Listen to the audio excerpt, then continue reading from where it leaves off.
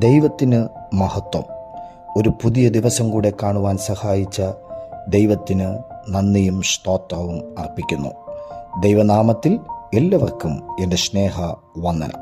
സങ്കീർത്തനം 25:1-2 ഇങ്ങനെ പറയുന്നു: യഹോവേ, നിങ്കിലേക്ക് ഞാൻ മനസ്സ് ഉയർത്തുന്നു. എൻ്റെ ദൈവമേ, നിന്നിൽ ഞാൻ ആശ്രയിക്കുന്നു. ഞാൻ ലജ്ജിച്ച് പോകരുത്. എൻ്റെ ശത്രുക്കൾ എൻ്റെ മേൽ ജയം ഘോഷിക്കരുതേ. ഈ വാക്യത്തിൽ 2 കാര്യങ്ങൾ ചെയ്യുന്നു എന്നും 2 കാര്യങ്ങൾ സംഭവിക്കരുതേ എന്നും പറയുന്നു. ദൈവത്തിങ്കിലേക്ക് മനസ്സുയർത്തുക എന്നത് പ്രയാസകരമായ കാര്യമാണ്. എന്നാൽ നമ്മൾ എല്ലാവരും നമ്മുടെ കണ്ണ് ദൈവത്തിങ്കിലേക്ക് ഉയർത്താറുണ്ട്. അത് സഹായത്തിന് വേണ്ടിയാണ് ഉയർത്തുന്നത്. പക്ഷേ മനസ്സ് എങ്ങനെയാണ് ഉയർത്തുന്നത്? മനസ്സ് ഉയർത്തണമെങ്കിൽ നാം ദൈവത്തോട് കൂടെ നടക്കണം. കൂടെ നടക്കണമെങ്കിൽ ദൈവത്തിൻ്റെ മനസ്സ് ഉള്ളവർ ആകണം. ദൈവത്തിൻ്റെ മനസ്സ് അറിയുന്നവർ ആരാണ്? യേശുക്രിസ്തുവിൻ്റെ ഹൃദയത്തിൻ്റെ തുടിപ്പറിയാവുന്ന യോഹന്നാൻ അപ്പോസ്തലൻ യേശുക്രിസ്തുവിൻ്റെ ചിന്തകളെ പകർത്തിയെഴുതിയിട്ടുണ്ട്.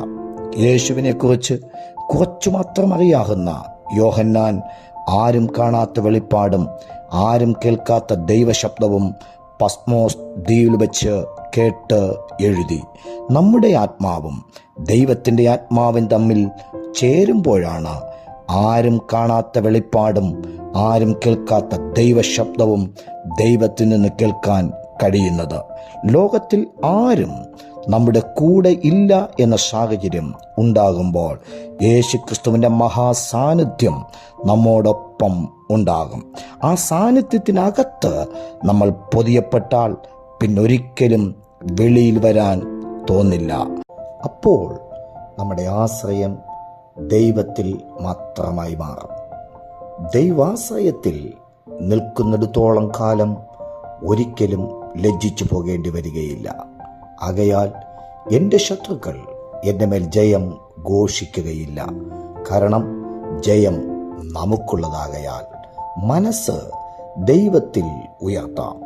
ദൈവത്തോടു കൂടെ നടക്കാം. ദൈവത്തിൻ്റെ മനസ്സ് ഉള്ളവരാകാം. അങ്ങനെ ജയം നമുക്ക് ഉള്ളതാക്കാം. God bless you. ദൈവം അനുഗ്രഹിക്കട്ടെ.